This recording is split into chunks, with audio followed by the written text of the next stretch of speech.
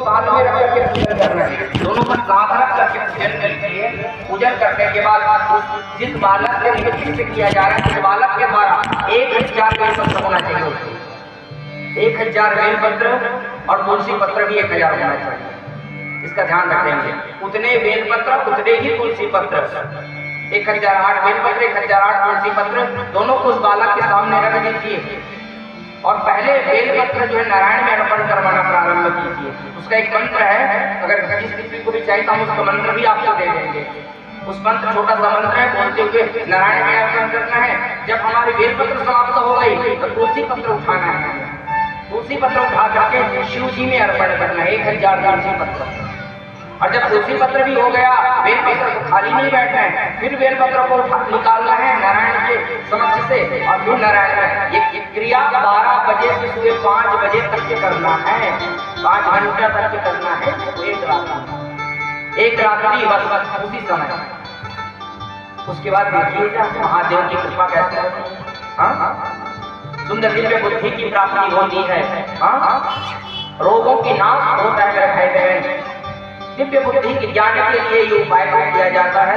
तो अगर किसी के बालक को अगर ये समस्या हो तो आप बिल्कुल उनको बता सकते हैं, ये उपाय उनको द्वारा करवा सकते हैं। देखिए, दाम्पत्य जीवन में अगर दुख हो, दाम्पत्य जीवन अस्त व्यस्त हो, महाराज करोड़ों की संपदा हो जाना बड़ी बात नहीं है। आप अपने घर में कितना प्रेम के साथ, कितना शांति के साथ रह रहे हो, वो सबसे बड़ा धन है। ये नहीं हम करोड़ों की संपदा अर्जन कर लिए हैं, बाहर घूम रहे हैं, तब तक हम ठीक है, घर आते ही कोलाहल मचा हुआ है। दाम्पत्य जीवन पूरा अस्त व्यस्त है। पति जो है दक्षिण तो पत्नी उत्तर।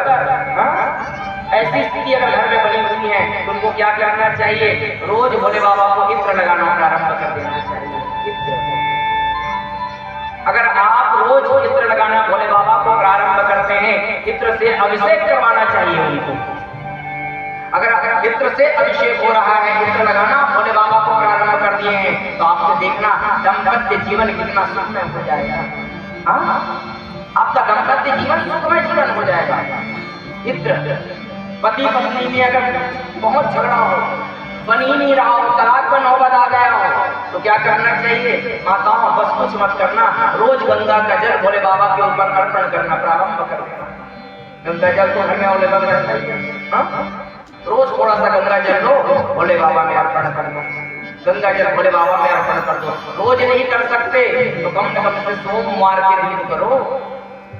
सोमवार को जो भोले बाबा को गंगा जल अर्पण करता है, उसके शरीर से रोग आदि नष्ट हो जाता है और उनके जो पति पत्नी के जो प्रेम है, संबंध है, वो बढ़ता चला जाता है। प्रेम बढ़ता है।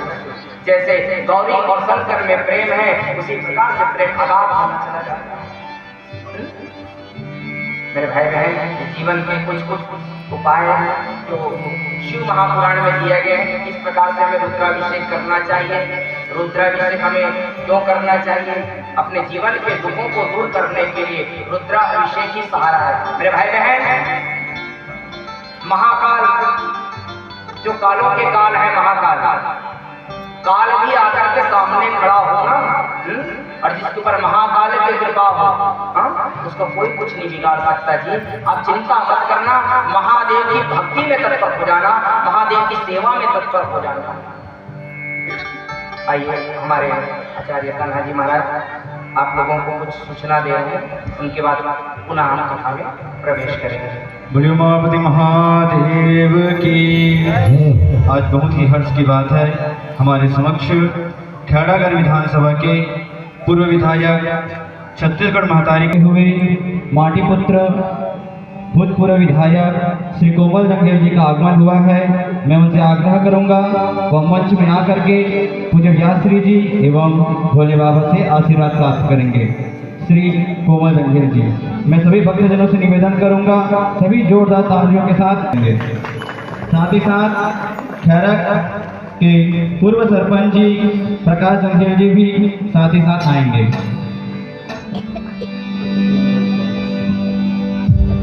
शंकर भगवान की जय हो। भोले बाबा की क्या ही बात है, दूर होके भी तू मेरे साथ है। और खुद को मैं कर दूंगा तुझ पे समर्पण, खुद को मैं कर दूंगा तुझ पे समर्पण। मैं तेरा आंसू हूँ तू मेरा दर्द, मैं तेरा आंसू हूँ तू मेरा दर्द।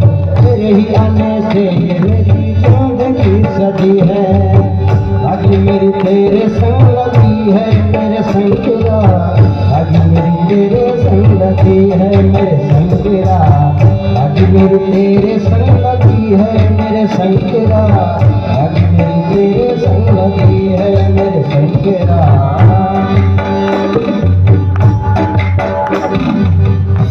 आयोजन कर्ता की ओर से कुछ नाम और दिए गए हैं।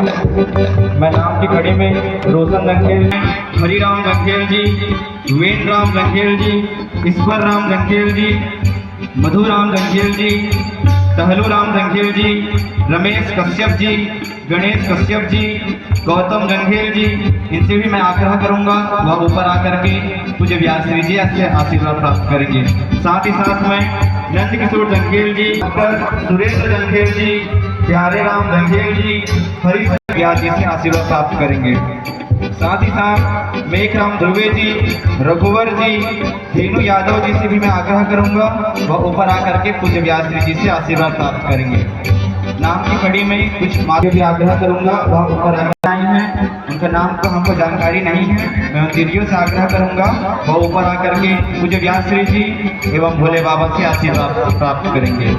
साथ ही साथ शांतिबाई जंघेल जी, उषाबाई जंघेल जी, अनीताबाई जंघेल जी, चंद्रिकाबाई जंघेल जी, दुर्गाबाई यादव जी, पुनियाबाई विश्वकर्मा जी, इनसे भी मैं आग्रह करूंगा वह ऊपर आकर के पूज्य व्यासश्री जी से आशीर्वाद प्राप्त करेंगे।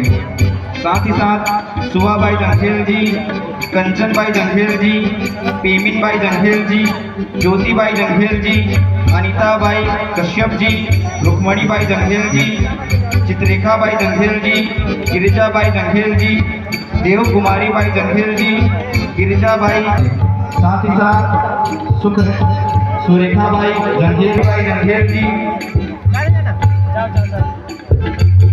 इनसे भी आग्रह करूंगा या पूज्य व्यासश्री जी से आशीर्वाद प्राप्त करेंगे।